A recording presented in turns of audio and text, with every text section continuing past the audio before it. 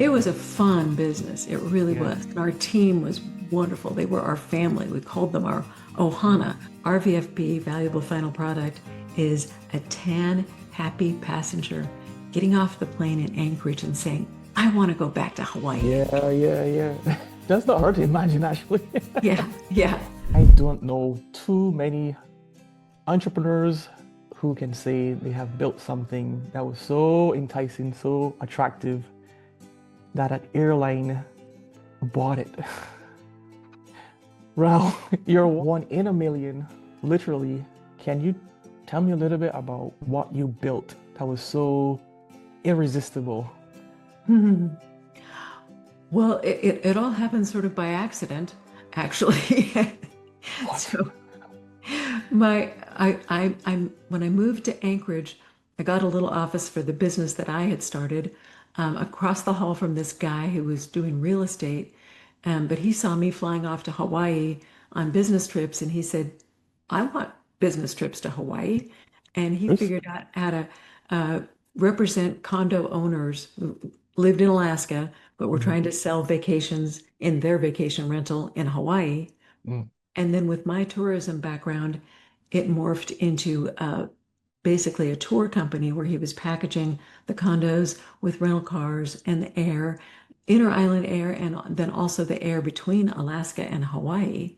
Wow. And from there, it went on for a few years very successfully.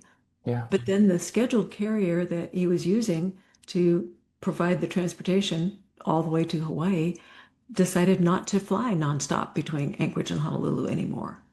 And Mm. we were faced with either shutting the business down or finding out another way to Yeah. get our customers to Hawaii. And that's when my husband found a jet that we could charter that would give us that, what we call lift, to Yeah. get from Alaska to Hawaii. And it was a huge risk, but we studied the numbers and Hmm. decided that it was a calculated risk. So we took Okay. it. And that created the business that we became because that first charter was so successful that we went, oh, okay, well, this is our new business model. Wow. Just like that. Yeah. And at that point, I decided to close my business and, jump full time in with my husband on this. And together we built the business up from, just, maybe kind of once a week charter Hmm. to several times a week. And that was like a single aisle plane, the narrow body plane, Yeah. Yeah. DC-8. And then we went up to like 767s, L-1011s, 200, 300 passengers per plane, operating them several times a week. So we were carrying Wow. like 35,000 passengers a year between Alaska and Hawaii. Yeah. And we were doing, mid eight digits in revenue. And many years of doing that. Meantime, John and I realized that we could not be in the operator mode and have this business growing and growing and growing because we soon grew too Mm. fast for us to handle. Yeah. So we had to figure out a different way to run the company Wait, so that we how could, many years? Like roughly how many years were you in that operating mode? I love that. uh, 10 or 12. Oh, wow. Yeah. So Wow. then it took us like 5 years, 5 to 7 years to figure out how to work ourselves out of that. Yeah. And at the end of that time, we said, okay, we're hiring a chief operating officer and a chief financial officer. We're Hmm. handing the management of the business over to them. They got our baby and all of the foundation that we had laid, all the Yeah. systems, the principles that I teach now, the six principles, those were the principles that laid the foundation for us to be able to walk away from our Mm. business and let our team run it. And we actually bought a second home on Maui and said, see ya. Yeah. And they not only did a good job, they did a better job than we Mm. had done and grew the Yeah. business even more. Yeah. And then um, in the ensuing years, we were watching because we had that, 30,000-foot view of what was Right. going on with our business and with the industry and with really the world, Mm. economics and marketplaces. Yeah. And we noticed that Alaska Airlines was gradually positioning itself to be able to enter the Hawaii market. There was no Mm. announcement, and my husband calls it the worst kept secret because Wow. they never said a thing about it, but it's sort of like everyone knew that that's what was coming. It was clear. Yeah. Yeah, Yeah. and we had an outside board of directors that we had enrolled several very high level businessmen in Alaska to be our advisors. Hmm. And they helped us see that, yeah, okay, this is probably coming, and this might be a good time for you to sell because the competing with Alaska Airlines would be a different game Yeah. than we'd encountered before. We had competed with Hawaiian Airlines, we had competed with Northwest Airlines, and Hmm. we'd won. We thought Alaska Airlines would be a different challenge. Yeah. They could win the market. I mean, we pretty much owned the Alaska market. We were Mm. the only way to get between Alaska and Hawaii on a Yeah. nonstop basis. Yeah. We won our clients' loyalty, going from our clients being angry with us for poor service in the early 90s to, 10 years later, they loved us. Yeah. Yeah. So we had a lot of loyalty that we had earned by doing a better job. Yeah. And we knew that it would be tough to win the market from us, but they would eventually do it because their pockets were a lot deeper than ours. So, Mm. everybody would cut their fares to try to get, their share of the market, Yeah. and nobody would really win. So we hired an investment banking firm, again, with the advice of our advisors, and we put together a package and made the pitch to Yeah. Alaska Airlines that it would be smarter for them to buy the market than to win So, it. wow. So you proactively approached them to Mhm. sell. Yep. Yep. And Wow. we had a very successful business. I mean, like I said, it was mid eight digits in annual revenue. There were Yeah. years Yeah. that we had a seven-digit tax bill to pay, which I didn't like, but my dad said, just be thankful that you're doing that well. I'm like, Right. okay.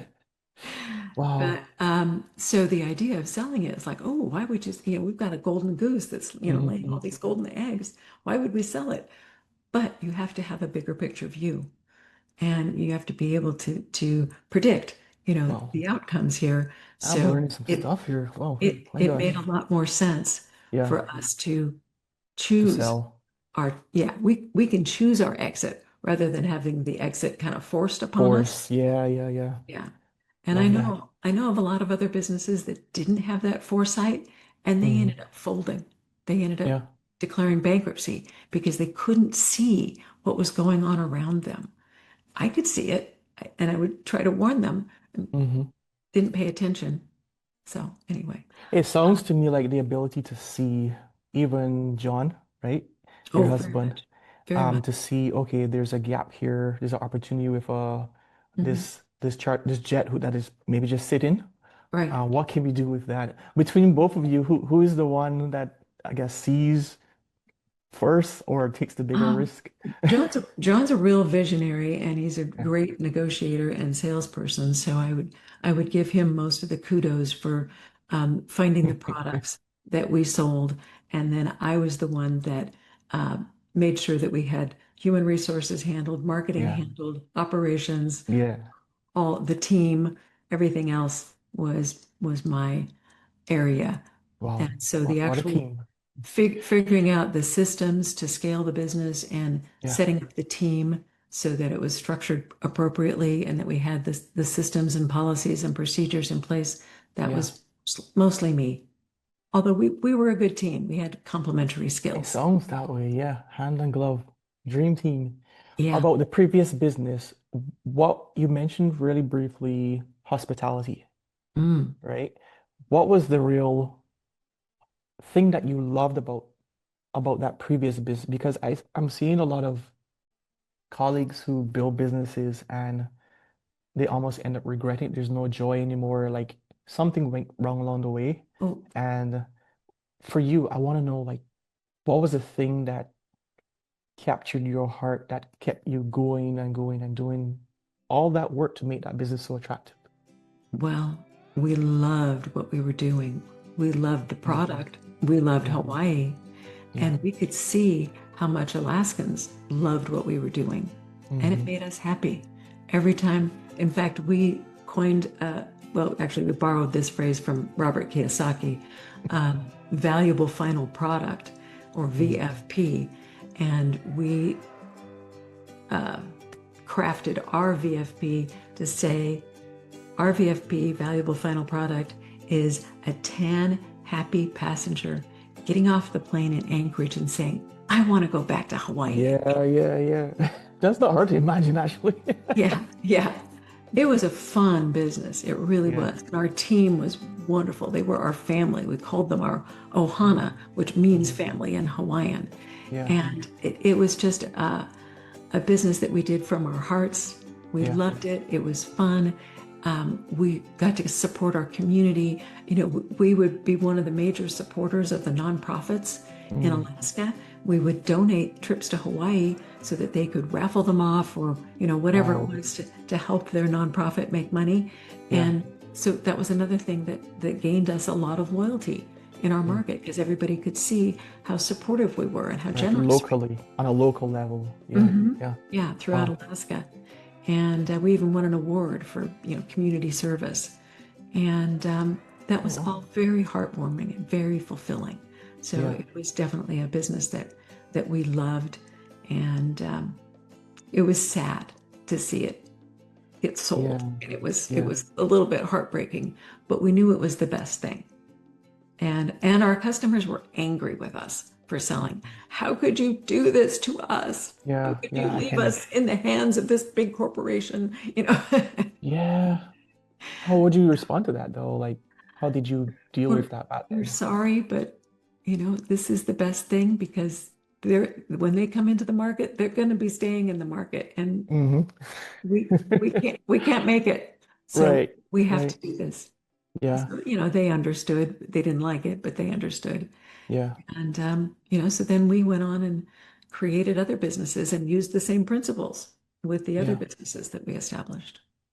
So about those other businesses, you're at this point a serial entrepreneur, and I am. you mentor a lot of people, you teach a lot of people these skills. Just in this little conversation, I learned some tips um already. But can you share a little bit about what you're doing now and how people can get to learn from you? Yes. So just 3 years ago, when I started this, the first thing I did was to sort of document my body of knowledge. And I looked Mm, back at the years that we spent building the business and crafting this organization that could stand on its own. yeah. And I identified 6 principles Mm, that were the foundation of our success. And so I built an 8-module online course around those hmm 6 principles. And then I went from there to developing a mastermind program. And now I'm also doing one-on-one mentoring, mm, because some of the people that I encounter really need more in-depth help, yeah, and they want to do it faster. And so yeah, one-on-one mentoring with me is the best way to make significant progress in a short amount of time. The mastermind is a great program, but it's going to be a little bit slower. And of yeah. course, anybody's results are going to be directly related to how much they're willing to put into it. Because Right. if Of if course. you hear my advice and don't take it, eh, and then you say nothing changed, well, there's a reason nothing changed. You actually have to do something. And that was You one of got to the do the work. Yeah. yeah, but that was one of the secrets to our success too, is that we Mm, had one of our mentors was Robert Kiyosaki, and when he said, "Go buy these 2 books," we did, and we yeah. read the books, and then we actually implemented what the book said, and we Right. didn't Right. just read the book and put it on the shelf. We did it. So you have to be willing to take action. Yeah. So I want to work with entrepreneurs who want to grow their business, who Mm, recognize that they're kind of the bottleneck, as we were in our business, and they need some help getting out of that bottleneck phase, yeah. and they're willing to take the action that's needed. I want to work with them, and I want to mentor them and help them grow and help them realize a better life. Because Yeah. where they're at right now, with working so hard and working long hours and kind of being a slave to their business, Yeah. that's Yep. that's not a good life. There's more beyond the business. Yep. Yeah. And so I believe that you can have a successful business without sacrificing your personal life. Yeah. is we were sacrificing our personal life for years. And you Wow. could take one look at us back then and you could tell because we were overweight and out of shape, not in good health. Wow. So, we had to learn how to do it differently and we could start taking care of ourselves. Yeah, yeah. So much to learn from you, Ral. Ral West, living the dream. And clearly you're still living the dream. We are. Yeah. Tomorrow I'm headed off on a 3.5 week trip.